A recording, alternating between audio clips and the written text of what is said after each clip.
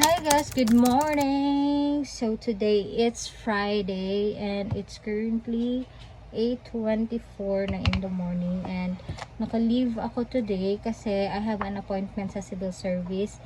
So now, get ready with me. So first is gagamit ako ng toner. I'm using this Nivea.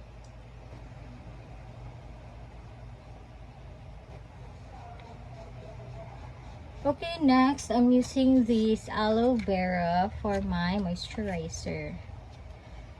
Dahil guys, super init and we need to moisturize our face.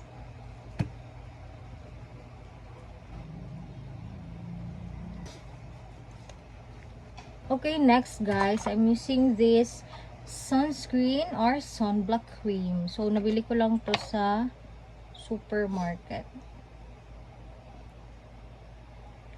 So, damihan natin ng lagay dahil napakainit sa labas.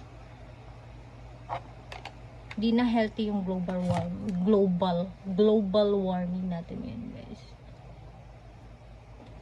It's not given. By the way, Korean products pala to, guys. Okay, next, I'm using this Fit Me para sa aking foundation. I'm using this, my beauty blender na super gamit na guys. Palagi ko to siyang nililinisan, pero yung stain ng foundation is nakadikit na siya, so hindi ko siya matatanggal. Hindi na siya matatanggal.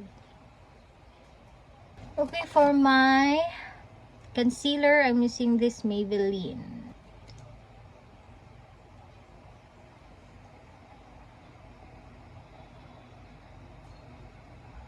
I'm using my finger, guys, kasi nagmamadali na ako. Okay, for my cheeks, I'm using this Babe Potion. Palagi ko itong ginagamit, guys, kasi ang ganda talaga ng kanyang effect sa akin and blendable. Kahit na napasobra yung lagay mo, matatanggal mo pa din siya. Ayan. Kikita nyo yan. Napakadami nang nalagay ko. But, it's okay kasi blendable naman siya, guys. So, ilalagay ko na lang din yung sobra dito sa eyelids ko. Ayan. So, magpa-powder na tayo because, I know, magkikilay. So, magkikilay na tayo, guys. I think ang kilay ko ay okay na. Okay na yan, guys. So, mag-earrings lang muna ako. Okay, now guys, for my powder, I'm using this Baby Ponds. Paubos na siya, guys. Ito kasi yung mga daily talaga, daily routine ko talaga, and daily na ginagamit. So, gamit na gamit talaga itong mga products na to. So, mabilis itong maubos sa akin. And I think I'm all good na. So, ang hair ko is ganito. Susuklayan ko lang to and I'm done. So, ayan. Simple-simplihan lang tayo, guys. So, let's go! So, this is my outfit. Crop top lang. Magja-jacket pa ako mamaya kasi magmumotor lang kami.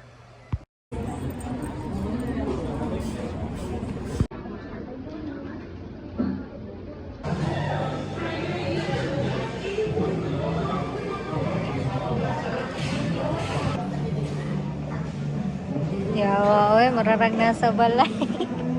Chinilas. Sana all. Guys, if you're wondering kung bakit nandito kami sa mall, dahil nagpagawa ako ulit ng ID picture ko kasi hindi nila tinanggap yung in-attach kong picture dahil hindi high quality yung picture.